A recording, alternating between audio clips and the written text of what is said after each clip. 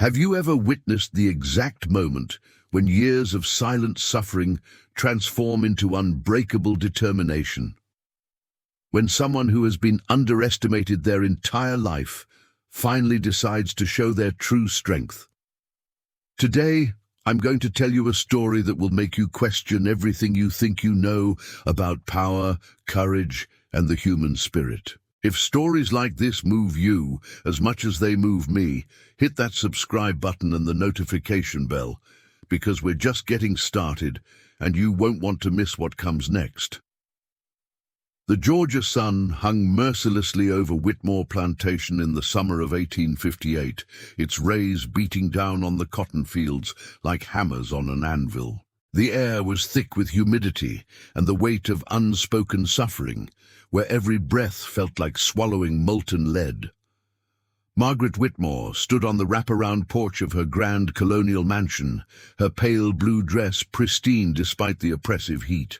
Her steel-grey eyes surveyed her domain with the cold calculation of a predator selecting prey. At 42, she had perfected the art of cruelty, turning it into a science that she practiced with religious devotion. "Gather them," she commanded her overseer Thomas Briggs, a man whose scarred hands told the story of his willingness to do whatever his mistress demanded. "All the women, it's time for today's lesson." The plantation bell rang out across the fields, its bronze voice carrying a message that made every enslaved person's blood run cold. They knew what that particular toll meant. It was the sound of Margaret's twisted entertainment, her weekly ritual of selecting one woman to participate in what she euphemistically called demonstrations of discipline. In the slave quarters, 23 women of various ages slowly made their way toward the main house. Their faces bore the weathered expressions of those who had learned to hide their emotions behind masks of resignation. Among them walked Amara, a 19-year-old woman whose slight frame and quiet demeanor had made her invisible to most eyes on the plantation. But Amara was far from invisible to herself. Behind her downcast eyes burned a fire that had been carefully tended for months. She had spent countless nights lying on her thin mattress, listening to the whispered stories of rebellion from other plantations, memorizing the layout of Whitmore's property, and studying the patterns of the overseer's rounds. Margaret descended the porch steps with the grace of someone who had never known a moment's doubt about her place in the world. Her heels clicked against the wooden planks like a countdown to suffering. The women formed a semicircle before her, their heads bowed, hands clasped behind their backs in the posture of submission that had been beaten into them over years of bondage.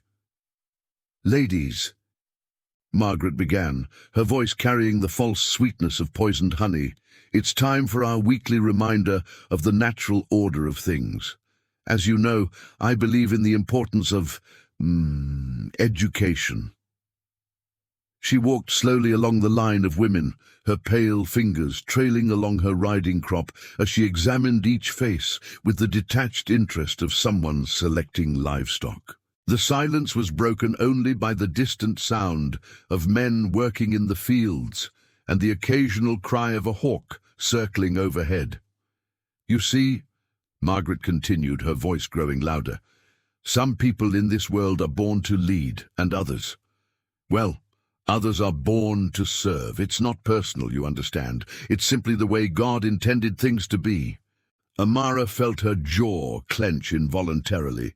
She had heard these words before, had watched as Margaret used them to justify every act of cruelty, every moment of degradation.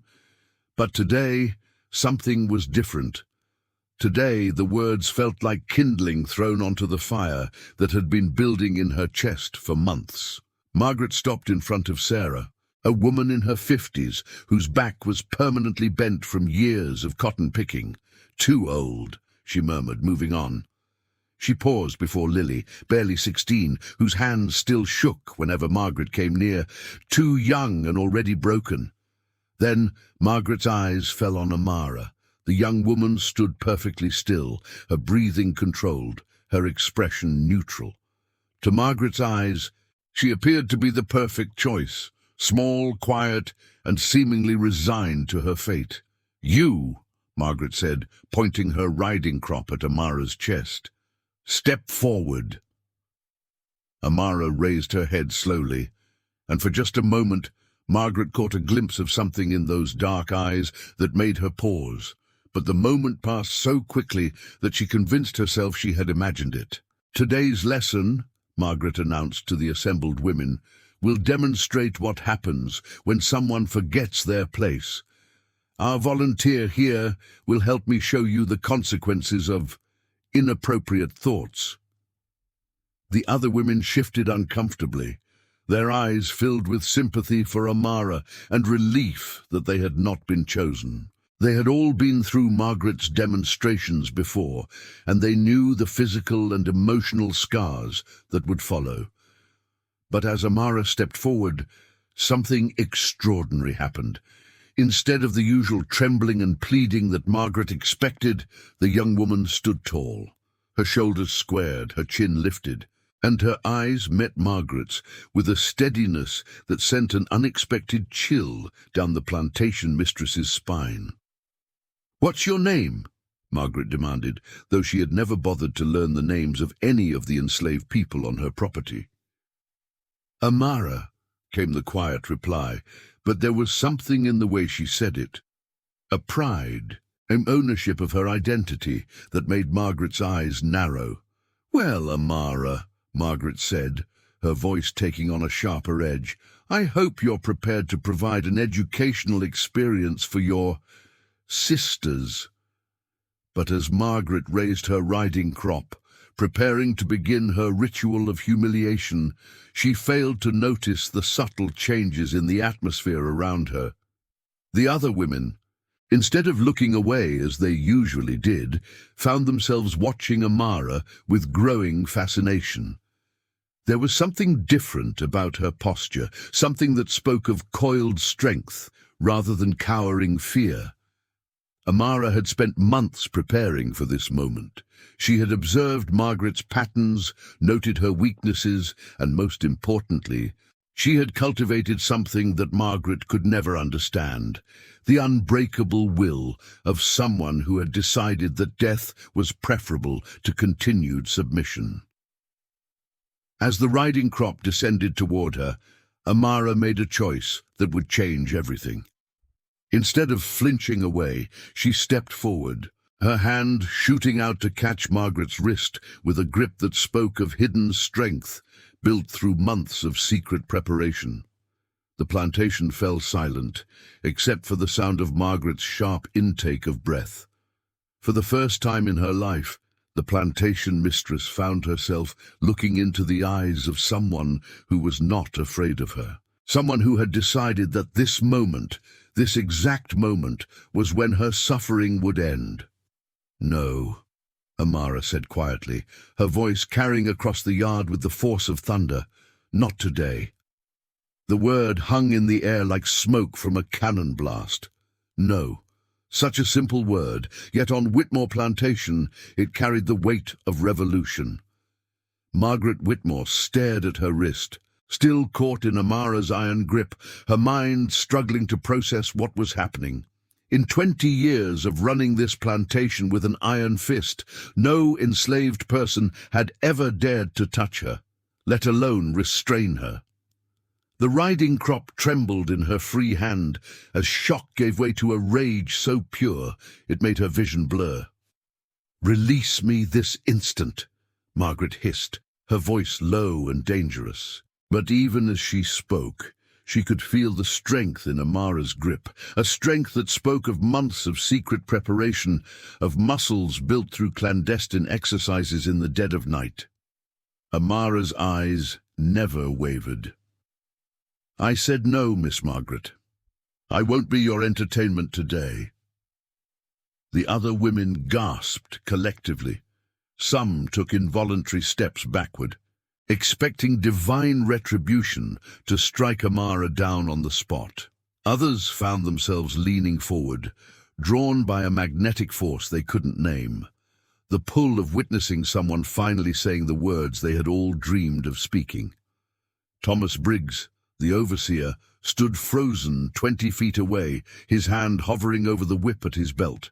He had seen rebellions before, had put them down with brutal efficiency, but something about this moment felt different. There was no wild desperation in Amara's eyes, no frantic energy of someone who had snapped under pressure. Instead, there was a calm determination that made his experienced instincts scream warnings. "You have lost your mind," Margaret snarled, trying to wrench her wrist free. But Amara's grip held firm, and for the first time in her privileged life, Margaret felt truly powerless. "No, Miss Margaret," Amara replied, her voice growing stronger with each word. "I've found it." The transformation was remarkable to witness.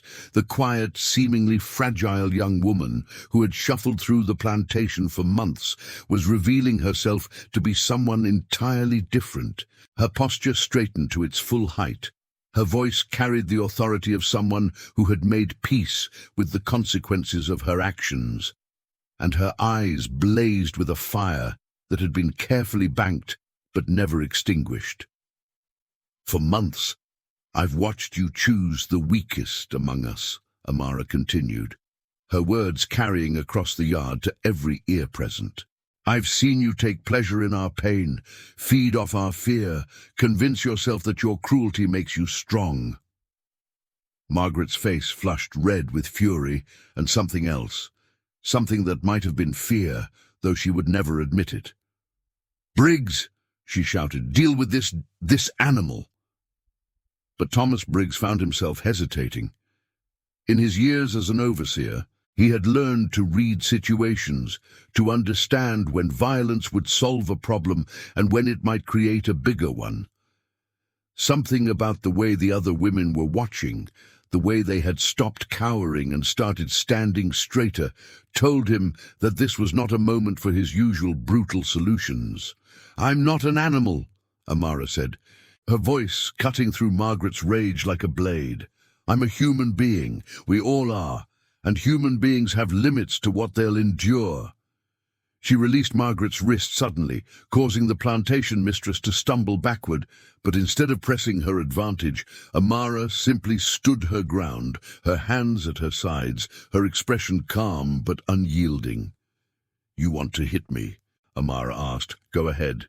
But understand this, I won't cower, I won't beg, I won't give you the satisfaction of seeing me break. Those days are over." Margaret raised her riding crop, her arm trembling with rage, but something in Amara's steady gaze made her pause. For the first time, she was looking into the eyes of someone who truly wasn't afraid of her. And the experience was profoundly unsettling. "You think you're brave," Margaret spat. "You think this little display of defiance makes you strong? I can have you whipped until there's no skin left on your back. I can sell you to the worst plantation in Georgia. I can make your life a living hell." Amara nodded slowly. "You can do all of those things," she agreed.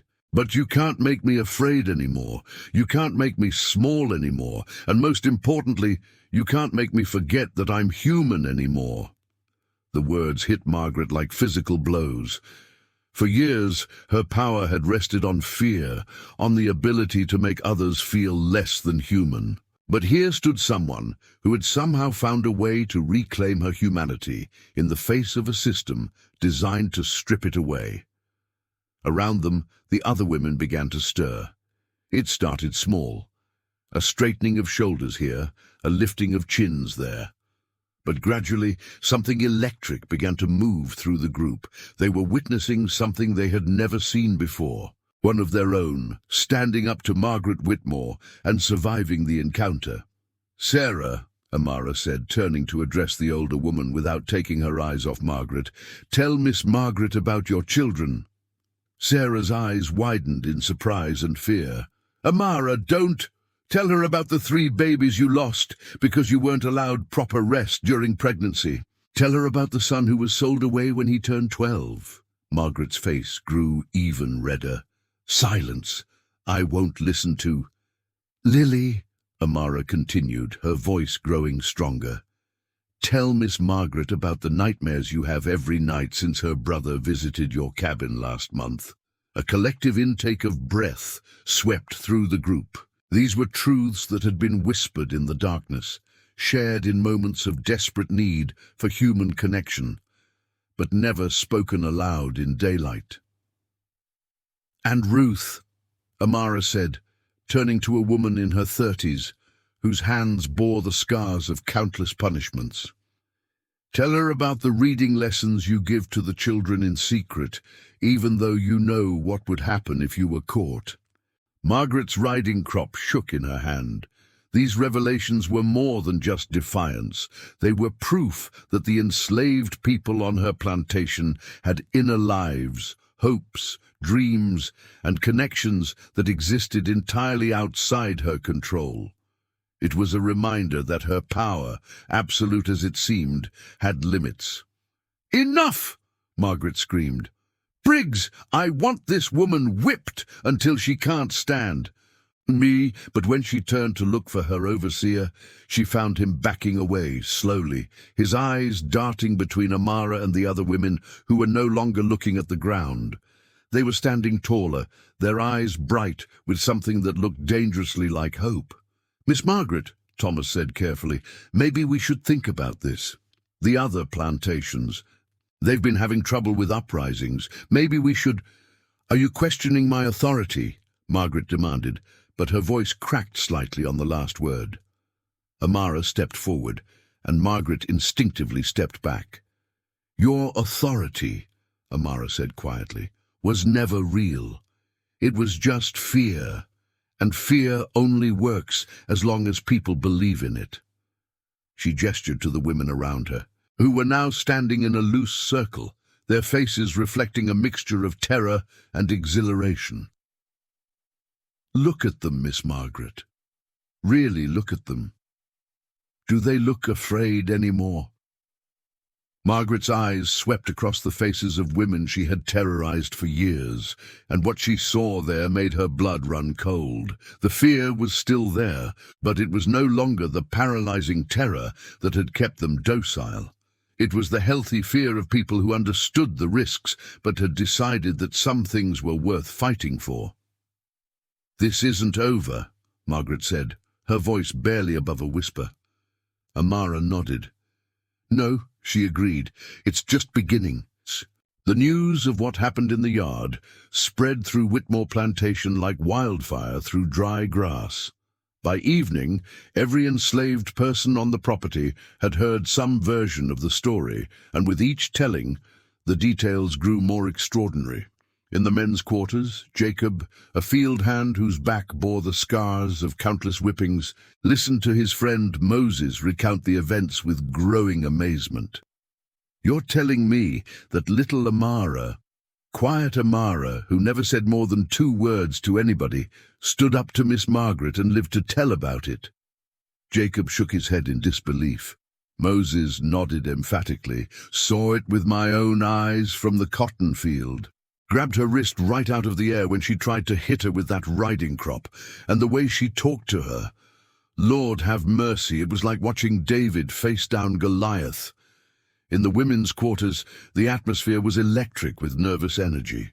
The women who had witnessed the confrontation found themselves surrounded by others, hungry for every detail, every word, every gesture that had transpired in those incredible minutes. "She wasn't afraid," Sarah whispered, her weathered hands trembling as she spoke. "I've seen a lot of brave people in my time, but I ain't never seen anybody look at Miss Margaret the way Amara did today, like she was just another person." Lily, the youngest of the group, sat wide-eyed as she listened. "What do you think's going to happen to her?" The question hung in the air like a storm cloud. Everyone knew that Margaret Whitmore was not the type of woman to let such a challenge go unanswered. The only question was what form her revenge would take. But in a small cabin at the edge of the quarters, Amara sat calmly on her thin mattress, her back straight, her hands folded in her lap. She had known this moment would come eventually, the moment when she would have to choose between survival and dignity. She had chosen dignity, and now she was prepared to face whatever consequences followed. A soft knock at her door interrupted her thoughts. "Come in," she called quietly. To her surprise, it wasn't one person, but 5. Sarah, Ruth, Lily, and 2 other women named Grace and Patience. They filed into her small cabin, their faces reflecting a mixture of admiration, concern, and something that looked like hope. "Amara," Sarah began, her voice barely above a whisper, "what you did today was necessary," Amara finished simply. "I couldn't watch her humiliate another one of us. I couldn't pretend to be less than human for one more day." Ruth stepped forward, her scarred hands clasped tightly together. "You know she's going to try to make an example of you. Miss Margaret don't forgive, and she don't forget." Amara nodded.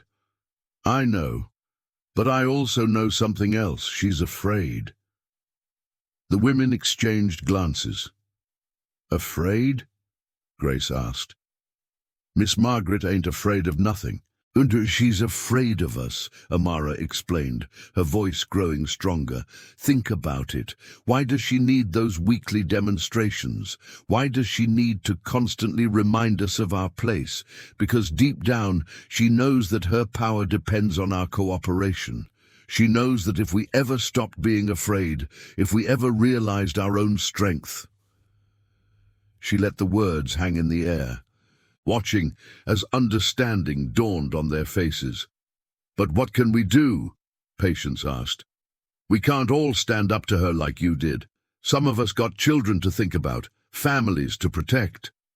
"I'm not asking anyone to do what I did," Amara said firmly. "I'm just asking you to remember what you saw today. Remember that she's not a goddess. She's not untouchable. She's just a person who's been allowed to believe her own lies for too long." Meanwhile, in the big house, Margaret Whitmore paced her parlor like a caged animal. The crystal glasses on her sideboard rattled with each heavy footstep, and her usually perfect hair had come loose from its pins. She had dismissed Thomas Briggs hours ago, unable to bear his worried glances and cautious suggestions. The humiliation burned in her chest like acid. In front of her entire workforce, a slip of a girl had made her look weak, had challenged her authority and lived to tell about it. The very foundation of her world, the unquestioned belief in her own superiority, had been shaken to its core. She stopped in front of the large mirror that dominated one wall of the parlor and stared at her reflection. Her face was flushed, her eyes wild, her carefully constructed facade of control completely shattered. For the first time in her adult life, she looked ordinary, human, fallible. "No," she whispered to her reflection, "I won't let some slave girl destroy everything I've built." But even as she spoke the words, she could feel the doubt creeping in. What if Amara was right? What if her power really was just an illusion maintained by fear? What if the people she had terrorized for years were finally beginning to see through the facade? A knock at the parlor door interrupted her spiraling thoughts. "Come in," she called, quickly smoothing her hair and attempting to regain her composure. Thomas Briggs entered, his hat in his hands, his expression carefully neutral. "Miss Margaret, I've been thinking about what happened today. And?" Margaret's voice was sharp, defensive. "Maybe we should consider selling the girl, get her off the property before she causes more trouble." Margaret's eyes flashed. "Absolutely not. That would be admitting defeat. It would be telling every slave on this plantation that they can challenge me and escape the consequences." Thomas shifted uncomfortably. "But Miss Margaret, if she stays, she might influence the others. I've been hearing talk in the quarters and—" "What kind of talk?" Margaret demanded. "Nothing specific," Thomas said quickly.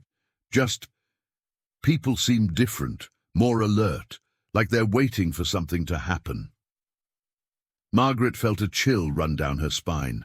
This was exactly what she had feared. that Amara's defiance would spread like a contagion, infecting others with dangerous ideas about their own worth and power. "Double the patrols," she ordered.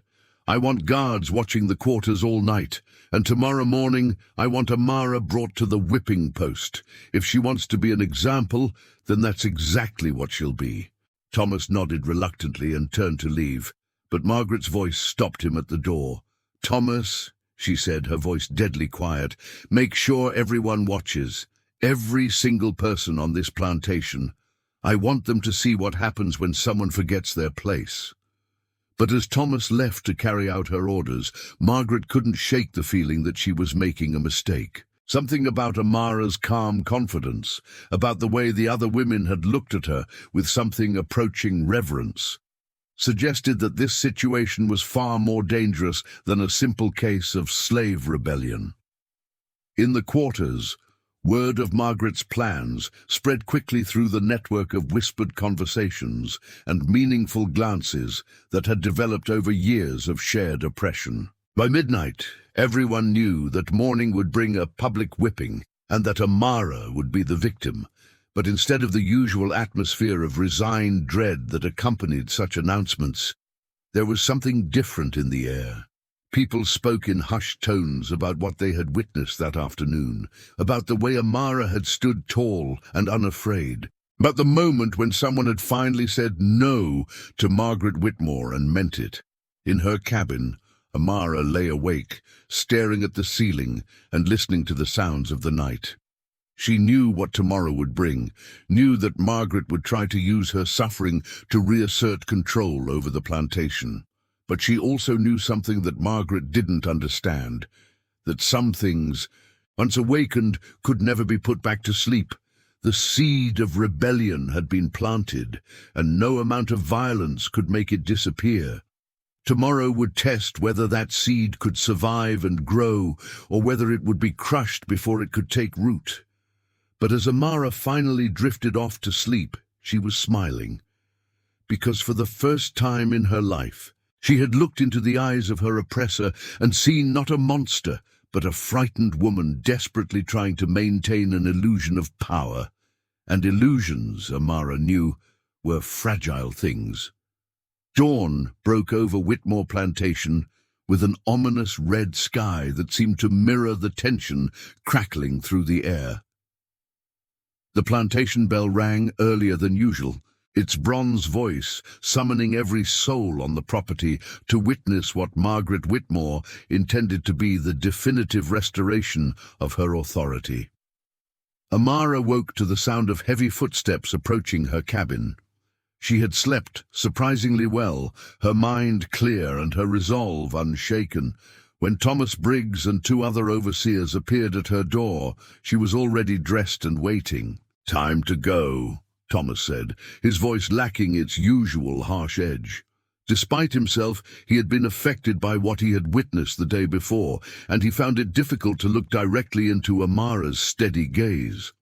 Amara nodded and stepped outside without resistance. As she walked toward the main house, flanked by the overseers, she could see people emerging from the quarters, their faces reflecting a mixture of fear, anticipation, and something that looked dangerously like determination. The whipping post stood in the center of the plantation yard, a weathered piece of oak that had witnessed countless acts of brutality over the years. Margaret had chosen this location deliberately. It was visible from every building on the property, ensuring that her message would reach every pair of eyes. Margaret herself stood on the porch of the big house, dressed in her finest black dress as if she were attending a funeral. Her hair was perfectly arranged, her posture rigid with forced confidence, but those who looked closely could see the tension in her jaw, the slight tremor in her hands. As the enslaved people of Whitmore Plantation gathered in a large semicircle around the whipping post, an unusual quiet settled over the scene. Typically, these gatherings were marked by quiet sobbing, whispered prayers, and the general atmosphere of people trying to make themselves invisible. But today, people stood straighter, their eyes alert and focused. "Bring her forward," Margaret commanded, her voice carrying across the yard with practiced authority. Amara walked to the whipping post with her head held high, her steps steady and sure. When Thomas moved to bind her hands to the post, she looked directly at Margaret and spoke in a voice that carried to every corner of the yard. "Miss Margaret," she said, "before you begin, I want everyone here to know something."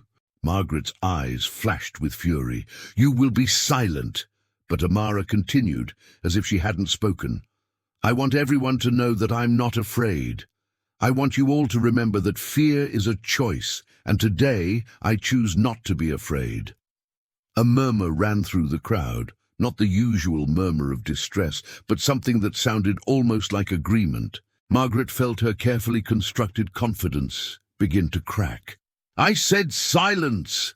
Margaret shrieked, raising her riding crop. But before she could strike, something extraordinary happened. Sarah, the elderly woman who had been chosen for humiliation so many times before, stepped forward from the crowd. "Miss Margaret," Sarah said, her voice shaking but determined, "I ain't afraid either." Margaret whirled to face her, her face flushed with rage and disbelief. "Get back in line this instant." But instead of retreating, Sarah was joined by Ruth, who stepped up beside her. "Neither am I," Ruth said quietly. Then Lily, despite her youth and the terror clearly visible in her eyes, took a trembling step forward. "Me neither." One by one, more women began to step forward. Grace, Patience, and others whose names Margaret had never bothered to learn. They formed a loose line between Margaret and the whipping post, their faces reflecting a mixture of terror and determination that made Margaret's blood run cold. "What do you think you're doing?" Margaret stammered, her voice losing its commanding edge. "We're standing with our sister," Sarah said simply. "If you want to whip her, you'll have to whip all of us." The words hit Margaret like a physical blow. This was not how things were supposed to work. The system she had inherited and perfected depended on isolation, on making each person feel alone and helpless. But here, in front of her eyes, that isolation was crumbling. Thomas Briggs stepped closer to Margaret, his voice low and urgent. "Miss Margaret, maybe we should reconsider. This is getting out of hand." But Margaret was beyond reason now. The foundation of her world was cracking, and she could feel her carefully constructed identity as the unquestioned mistress of Whitmore Plantation slipping away. In desperation, she raised her riding crop and brought it down hard across Sarah's shoulders. The crack of leather against flesh echoed across the yard, but instead of the usual cry of pain and submission, Sarah simply straightened her shoulders and looked Margaret directly in the eye. "Is that all you got?" Sarah asked quietly. The question hung in the air like a challenge to the very order of the universe. Margaret raised her crop again, but her hand was shaking so badly that the blow went wide, barely grazing Sarah's arm. And then something happened that would be talked about in whispered conversations for generations to come. The men, who had been watching from the edges of the crowd, began to move forward. Jacob, Moses, and others stepped up to join the women, forming an ever-growing wall of human bodies between Margaret and her intended victim. "This ends now," Jacob said, his deep voice carrying the weight of years of suppressed anger and dignity. "We ain't gonna watch you hurt our people no more." Margaret looked around wildly, searching for Thomas and the other overseers, but they had backed away to the edges of the crowd, their hands hovering near their weapons, but their faces uncertain. They were outnumbered 20-1, and for the first time in their careers, they were facing people who were no longer afraid. "You're all making a terrible mistake," Margaret said, her voice rising to a near shriek. "I own you. I own all of you. You can't do this." But Amara, still standing by the whipping post with her hands unbound, stepped forward to face Margaret one last time. "No, Miss Margaret," she said, her voice calm and clear. You never owned us. You owned our labor, you owned our time, you owned our bodies, but you never owned our spirits, our dignity, or our humanity. And today, we're taking back everything else. The words hit Margaret with the force of a revelation. For the first time in her life, she was seeing the people she had terrorized not as property or animals, but as human beings with their own thoughts, feelings, and unbreakable will to be free. "What? What do you want?" Margaret whispered, her voice barely audible. Amara looked around at the faces surrounding her, faces that reflected hope, determination, and a newfound sense of their own power. When she spoke, her words carried the weight of generations of dreams deferred but never abandoned. "We want what every human being wants," she said simply. "We want to be free." The silence that followed was profound, broken only by the sound of the wind through the cotton fields and the distant cry of a hawk circling overhead. In that moment, everyone present understood that something fundamental had changed, that the old order had cracked beyond repair. Margaret Whitmore, the woman who had ruled Whitmore Plantation with an iron fist for 20 years, found herself standing alone on her porch, facing a crowd of people who were no longer afraid of her. The riding crop fell from her nerveless fingers, clattering onto the wooden boards at her feet. For the first time in her life, Margaret Whitmore was truly powerless, and she knew it. The standoff lasted for what felt like hours, but was probably only minutes. Margaret Whitmore stood frozen on her porch, her face pale as parchment, while before her stretched a sea of faces that no longer showed the fear and submission she had come to expect as her due. Thomas Briggs, recognizing that the situation had spiraled far beyond his ability to control, made a decision that would haunt him for the rest of his life. Instead of attempting to restore order through violence, he slowly backed away toward the stables, his hand never leaving his weapon, but never drawing it either. "Miss Margaret," he called out, his voice carefully neutral, "I'm going to ride to town. Get the sheriff." But even as he spoke the words, everyone present understood their hollowness. The sheriff was 3 hours away by fast horse, and the delicate balance of power that had maintained the plantation system for generations had already shifted irrevocably. Amara stepped forward, her movements deliberate and calm. "Miss Margaret," she said, her voice carrying clearly across the yard, "you have a choice to make." Margaret's eyes darted wildly between Amara and the crowd of people surrounding her. "A choice?" she whispered. "You can try to hold on to the old ways," Amara explained, "and watch everything burn around you. Or you can accept that things have changed and work with us to figure out what comes next." The suggestion was so radical, so completely outside Margaret's understanding of how the world worked, that she could barely process it, work with them. These people she had considered property. The idea was inconceivable, but as she looked into the faces surrounding her, Margaret began to see something she had never noticed before. These weren't the faces of animals or property, they were the faces of people. People with intelligence, dignity, and an unbreakable will to be treated as human beings. I don't understand," Margaret stammered. "What are you saying?" Sarah stepped forward, her weathered face kind but firm. "We're saying that we ain't gonna be slaves no more, Miss Margaret, but we ain't saying we got to be enemies either." The words hung in the air like a bridge across an impossible chasm. Around the yard, people began to nod, their faces reflecting a mixture of hope and determination that was unlike anything Margaret had ever seen. "The cotton still needs to be picked," Jacob added, his deep voice thoughtful. "The fields still need to be tended, the work still needs to be done. But it's going to be done by free people, earning fair wages for honest work."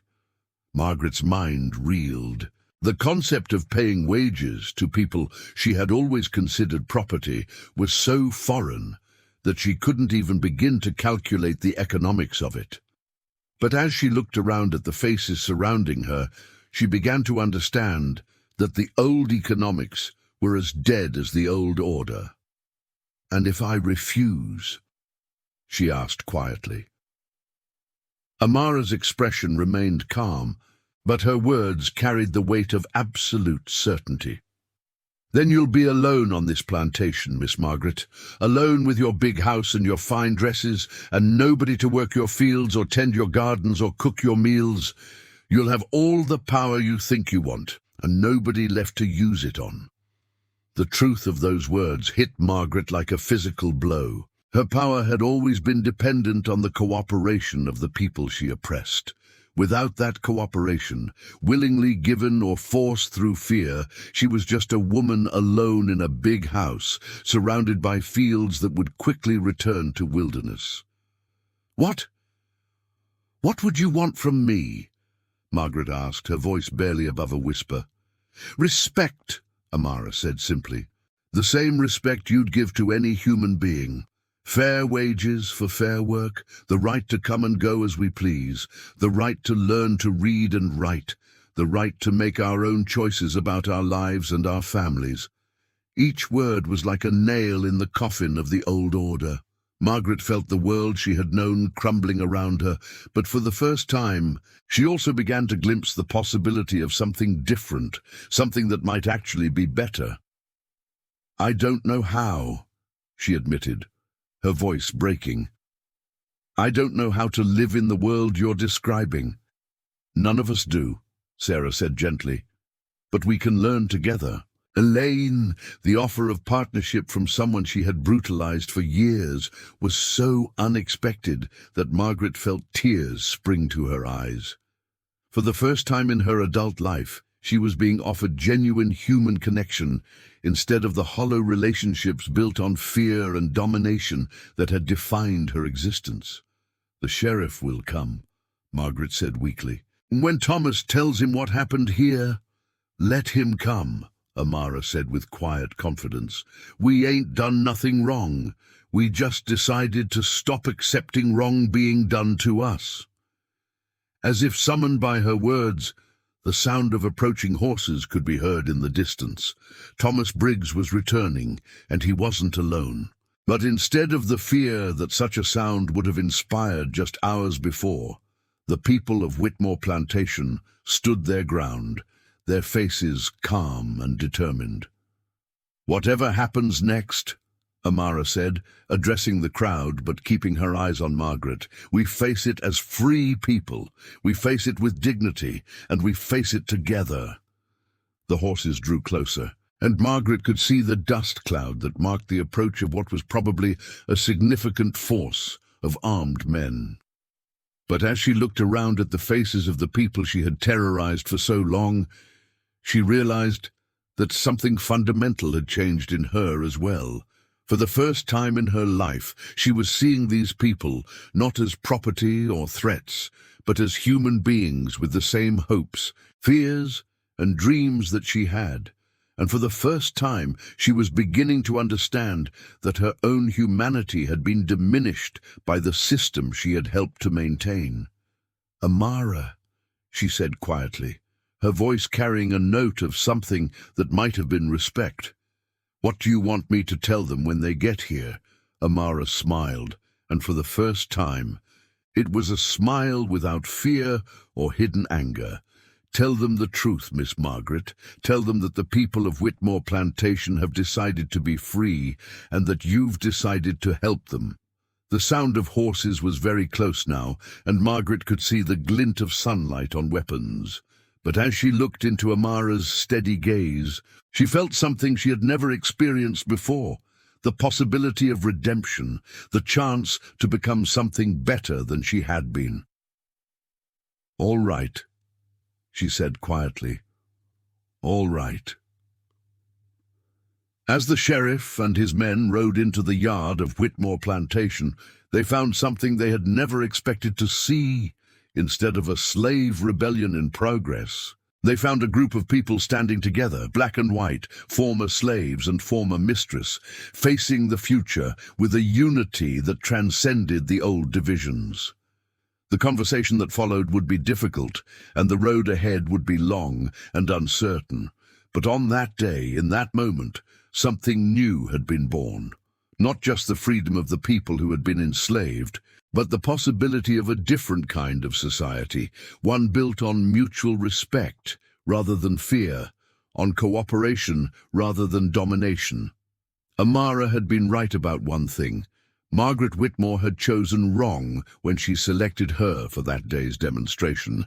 She had chosen someone who refused to be broken, someone who had the courage to say no, and the wisdom to offer something better in return.